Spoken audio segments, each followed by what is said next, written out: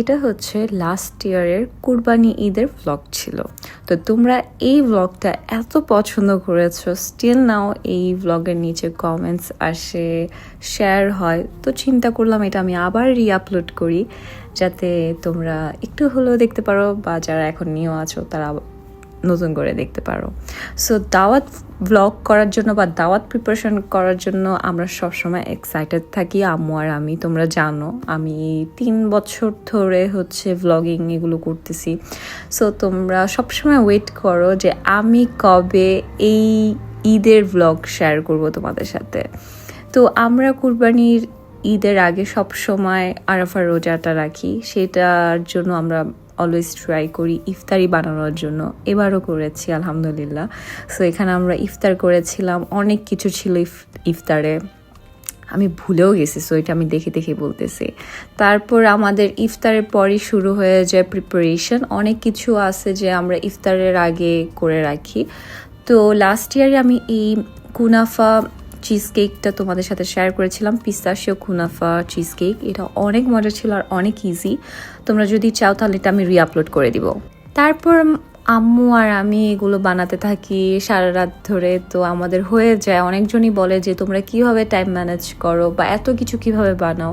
অনেক কিছু যদি থাকে তাহলে 2-3 দিন আগের থেকে প্রিপারেশন নেওয়া হয়, কারণ যদি যে জিনিস স্টোর করা যায় সেটাই আগের থেকে করে ফেলি, আর যেগুলো একদম লাস্টে বানাতে হবে সেগুলো করে ফেলি। লাইক আমি একটা জিনিস বানাচ্ছি, আম্মু আর একটা জিনিস বানাচ্ছে, বা আমি আম্মুকে সব কেটে দিচ্ছি, আম্মু এটা রান্না করে ফেলতেছে। সো দুইজন মিলে মিশে যদি করা হয় তাহলে কাজগুলো অনেক ইজি হয়ে যায়। আর এগুলো করতে করতে এখন আমরা ইউজড হয়ে গেছি। সো সব কিছুই ম্যানেজ হয়ে যায়। হ্যাঁ, একটু কষ্ট হয়, অনেকজনই বলে যে তোমাদের কষ্ট হয় না। হ্যাঁ, কষ্ট তো হবেই, বাট ভালো জিনিসের জন্য একটু হলেও কষ্ট করতে হয়। তারপর এটা মনে হয় সকালে ছিল, আম্মু ওখানে খিচুড়ি রান্না করেছিল, তারপর তেহারি করেছিল। তারপর সকালে উঠে যেগুলো একদম লাস্ট ফিনিশিং দিতে হয়, যেমন এখানে আমরা সবসময় ট্রাই করি সেভারির আইটেমের মধ্যে ঈদের দিন চটপটি, ফুচকা, প্যাটিস রাখার জন্য, কারণ প্যাটিসের শীট রেডি থাকে, এটা জাস্ট কিমা করে ওভেনে দেওয়া হয় ইজিভাবে। তারপর সব ডেকোরেশন এগুলো টেবিল গুছানোর দায়িত্বটা থাকে আমার। তো আমি সব কিছু ফ্রিজ থেকে বের করে সুন্দর করে এগুলো সার্ভ করে রাখি, কারণ এরা করতে অনেক মজা লাগে। সো আমি একবার ঈদ করেছিলাম 24-এ, যখন রোজার ঈদ করেছিলাম বাংলাদেশে। তখন আমার একদমই ভালো লাগে নাই, কারণ কিছুই করতে হয় নাই, এই জিনিসটা মিস করি। সো আমরা ইউজড হয়ে গেছি, এর জন্যই এই আর কি। বাট এই বছর ঈদে খুবই কম আয়োজন করা হয়েছে, ইউজুয়ালি আমরা যেটা করে থাকি। আর এখানে আম্মু খিচুড়িও বানিয়েছিল।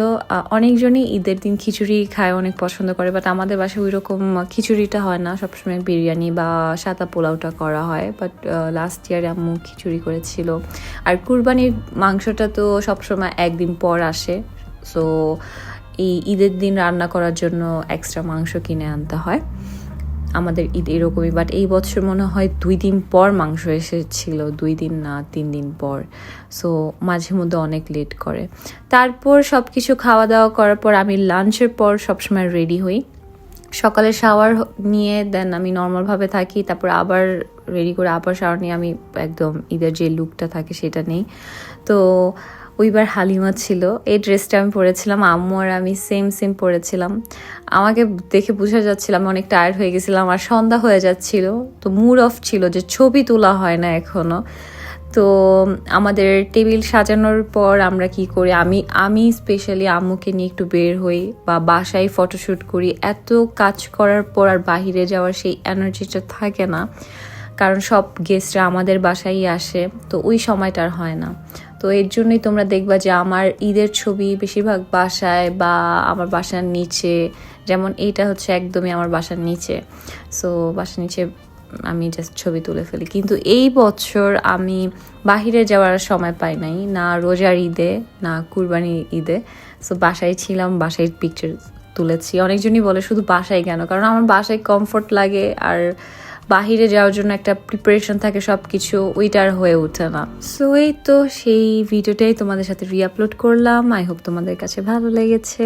Bye bye.